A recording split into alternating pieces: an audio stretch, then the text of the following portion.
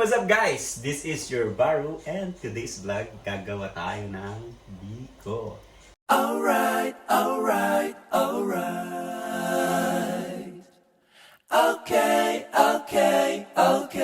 Okay, of course, ingredients tayo. Meron tayong glutinous rice.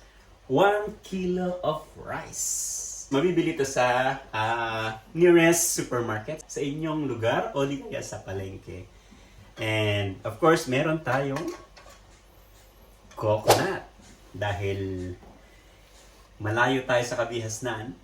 Dahil malayo tayo sa kabundukan, meron tayong cocoa skin can. Yan. So, 1 kilo, meron tayong tatlo. Maglalagay tayo ng tatlong coconut milk. At meron tayong, of course, sugar. Para mabilis ang proseso, lutuin nyo na ang rice. Ang glutinous rice. So, ito na siya guys. Dadan! Yan, luto na siya. Okay, dahil minamadali na ang proseso, wala nang paligoy-ligoy pa, ilagay ang coconut. Okay, so ilagay ang coconut and sugar. Ayan. Halu-haluin nyo hanggang sa maglapot siya. So, hanggang sa magiging magmantika at mag-blend the sugar and the coconut. It become sarap. It become malapot. Ayun. So, pagka okay na siya, makikita nyo at medyo malapot na. As you can see. Ilalagay na natin ang glutinous rice. Ilalagay na natin ang ating glutinous rice. Yan. Yun.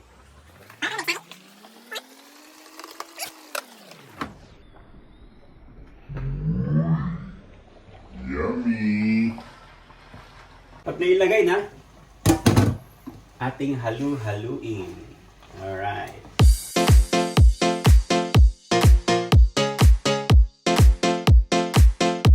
So guys, ating halu-haluin hanggang medyo mag-dry siya. So, para ma-absorb niya yung coconut with sugar. So, kung makikita nyo, ayan, nagiging malagkit na siya. Malagkit. Inunan natin ng konti. Hanggang sa medyo dry na. Ayan. Kung makikita nyo, ayan, medyo dry na siya. At nag-ano siya, naging sticky na siya. Alright. O, ito na guys. Dry na siya, sticky, at medyo, ang masarap dito yung may tutong-tutong. Ayan. So guys, pag ready na at pwede nang i-bake. Kasi ginagawa ko i-bake natin para magiging tender siya. So, ito yung sekreto ni Manong Baro. So, ilagay siya sa baking pan. Lagyan ng foil or di kaya baking pad or baking paper. Alright? So, handa na. So guys, ilagay na natin dito. So, yan. Wow. Saka natin siya i-flat para yan. Flatten natin.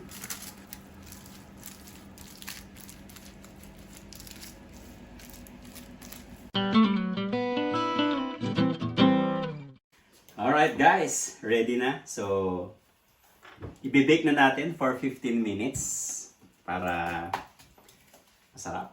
Yan, as you can see, ready na, ready to bake. And we will bake for 15 minutes. Okay, so iset natin for 15 minutes or 150 degrees Celsius. Alright.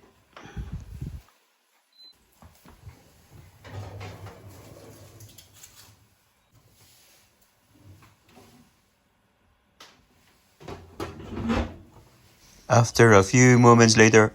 So guys, this is it. Wow! Sarap! Ayan. So after 15 minutes baking, pwede nang alsain. Alright.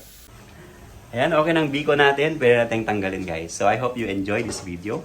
At may natutunan kayo kay Manong Baro sa simpleng pagluluto ng biko. Ayan.